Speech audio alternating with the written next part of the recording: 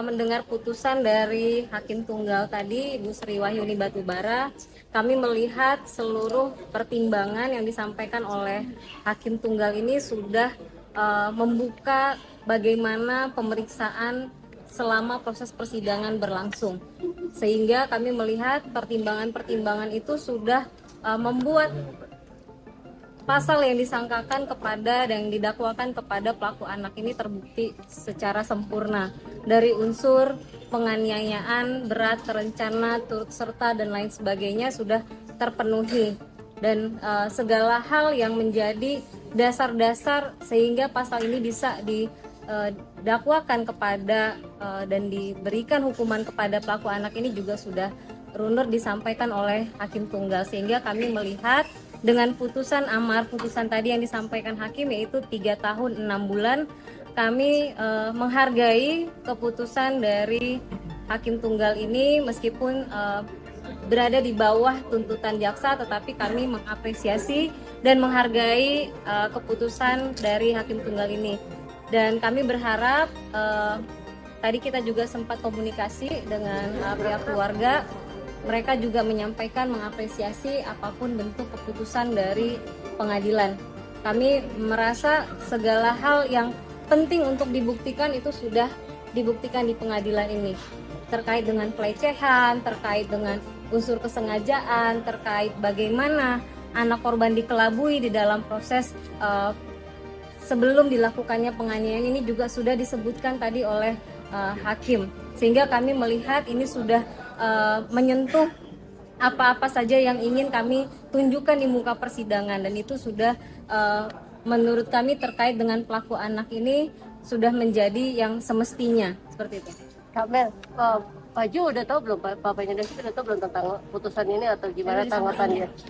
Sudah, tadi kita udah sampaikan seperti itu, dan ini akan menjadi tolak ukur terkait dengan proses persidangan selanjutnya terhadap pelaku-pelaku yang lain yaitu Mario Dendi dan Shane Lucas, dan ini akan menjadi tolak ukur bagaimana nanti hakim juga memutuskan kepada para pelaku, terutama pelaku utama yaitu Mario Dendi ini. Mbak, tadi gugatan ganti rugi kan untuk hakim? Ya, tadi hakim juga menyampaikan terkait dengan seluruh biaya pengobatan yang dilakukan terkait dengan kesehatan David itu tidak ada satupun menggunakan biaya dari pelaku. Sampai saat ini masih biaya dari orang tua. Nah, LPSK menyampaikan sudah menyusun terkait restitusi, tetapi kita juga tidak mengetahui bagaimana proses penghitungannya. Kita serahkan saja karena itu merupakan hak yang melekat terhadap anak korban terkait restitusi. Jadi kita serahkan saja kepada LPSK dengan pertimbangan majelis nantinya, sehingga nanti keadilan yang diperoleh oleh David ini sempurna, dan kita berharap keputusan hari ini tidak saja menjadi efek jera kepada pelaku anak ya, tetapi juga menjadi efek jera kepada seluruh masyarakat. Tadi disampaikan oleh majelis hal-hal yang memberatkan ya, yaitu adalah kondisi anak korban David yang sampai saat ini masih di ruang ICU sudah 50 hari dan kondisinya cedera otak berat yang berpotensi cacat permanen. Itu yang memberatkan. Kemudian hal yang meringankan adalah anak pelaku ini masih dalam usia muda, masa depannya panjang, orang tuanya sudah dalam kondisi yang sakit dan tua dan lain sebagainya. Itu ada hal yang meringankan. Menurut kami majelis hakim tunggal ini sudah cukup cermat, dan kami menghargai keputusan dia walaupun tadinya keluarga berharap hukuman yang maksimal, tetapi kita menerima ya. Kami menerima dan kami menghargai keputusan ini. Mudah-mudahan ini menjadi keadilan lah untuk semua.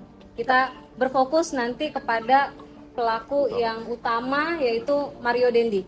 Gitu. Tapi sepertinya sudah makin membaik. David sudah di kemarin juga dijenguk beberapa public figure gitu. Udah mulai membaik atau gimana sih Mbak? Ya, 50 hari di ruang ICU, David sudah pasti alhamdulillah ada perkembangan yang cukup baik ya, terkait dengan kognitif juga sudah mulai membaik. Namun respon yang diberikan oleh David itu sebenarnya sifatnya masih satu arah.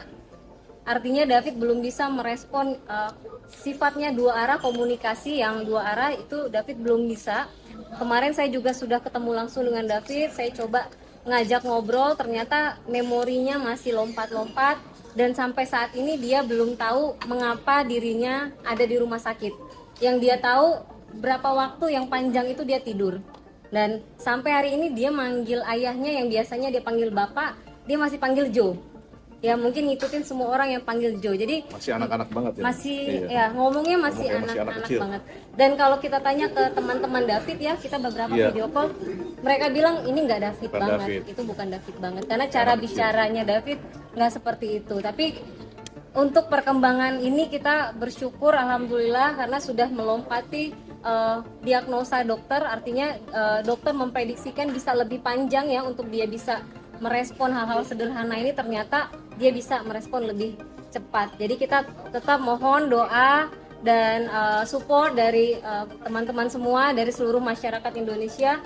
Mudah-mudahan proses David nanti akan terus ada perkembangan seperti ini gitu.